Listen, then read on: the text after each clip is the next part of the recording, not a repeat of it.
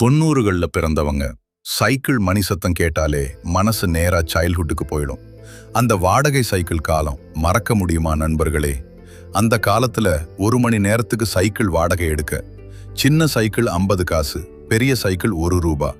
அந்த 1 ரூபாயை சேர்க்க 1 வாரம் வெயிட் பண்ணுவோம். அந்த 1 ரூபாய் எடுத்துக்கிட்டு ராஜா அண்ணா அல்லது ரஹீம் பாய் சைக்கிள் கடைக்கு ஓடுவோம். ஒரு பெரிய நோட்ட புக்கோட உட்கார்ந்துருப்பாங்க.